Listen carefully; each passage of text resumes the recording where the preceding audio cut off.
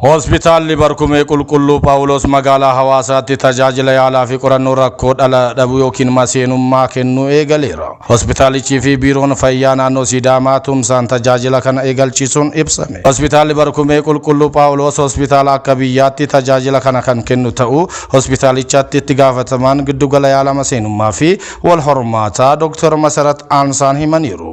Tajajilichi finfinne qofatti kennama turun fedhii jiruun yoo madaalame gahaa akka hin taane eeruun amma garee yaalaa gurmeessuun biiroo fayyaa naannoo Sidaamaa waliin ta'uun tajaajilicha eegalchiisuu himanne.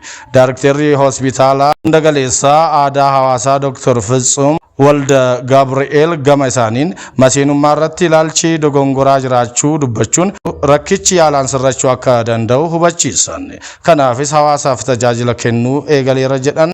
Biro qonnaa Oromiyaatti piroojeektiin ammataa fi fulla'aa misooma sona funcaalee Oromiyaa sagantaa wal harkaa fuudhiinsa maashinaroota qonnaa gaggeesse. Bulchiinsa magaalaa Shaashamanneetti dhaabbanni oomisha tiraakteraa Keenyaa irraa deeggarsa piroojeektii haafaa maasaafaa yuuniyaanota qonnaan bultootaa fi giddugala qorannoo qonnaatiif maashinaroota bitamuun kennamee jira. Maashinaroota damee qonnaa tumsa tiraktera 16 paampii 35 beelarii galabaa hiitu 3 birri miiliyoona 200 fi miiliyoona 51 ta'uun kenname ta'uu himameera.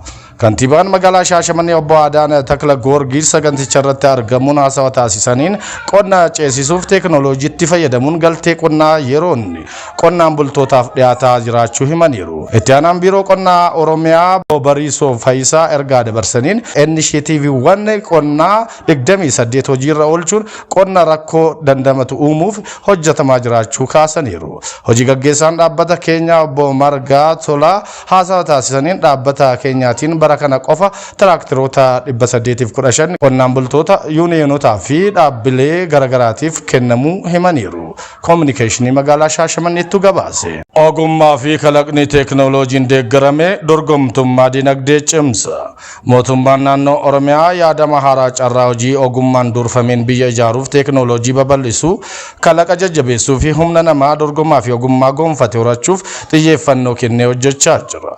Booruma kanaan biiroon carraa hojii uumuu fi ogummaa Oromiyaa wal dorgommii ogummaa teekinooloojii yaadama bizineesii fi qorannoo gochaa marsaa 7ffaa akka naannoo Oromiyaatti magaalaa Asallaatti caamsaa 15 irraa eegalee kan gaggeessu ta'uu hoogganaan itti aanaa biirichaa obbo Waasihuun Golgaa ibsaniiru. Kaayoon dorgommichaa leenjistoota, leenjifamtoota, sochooftota waldaa hojii gamtaa fi abbootii kalaqaa gidduutti miira dorgommii fi kakka'umsaa uumuun qulqullina leenjii fooyyessuu fi yaada hojii uumuu guddisuudha jedhan.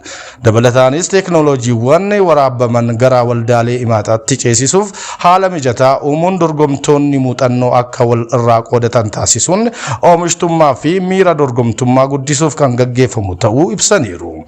Oomishtummaa fi dorgomtummaa dhaabbilee leenjii fi intarpiraayizootaa guddisuun fayyadamummaa lammiilee mirkaneessuu fi guddina dinagdee biyya keessatti gahee olaanaa qabaachuu kan ibsan obbo Waasihuun leenjistoota, leenjifamtoota intarpiraayizootaa fi abbootii kalaqaa naannoo irraa darbee sadarkaa biyyaa fi addunyaatti gahumsaan teekinooloojii fi qorannoo gochaa irratti dorgomaa ta'an horachuuf kan gargaaru ta'uu himaniiru. Akkasumas dandeettii fi gahumsa isaanii guddisuun oomisha alaa galu bakka buusuu fi al-ergii sadarkaa olaanaatti oomishuun seekterichi gahee guddina dinagdee biyyaa keessatti qabu akka ol guddatu taasisuuf hojii hojjetamaa jiru ta'uu ibsaniiru.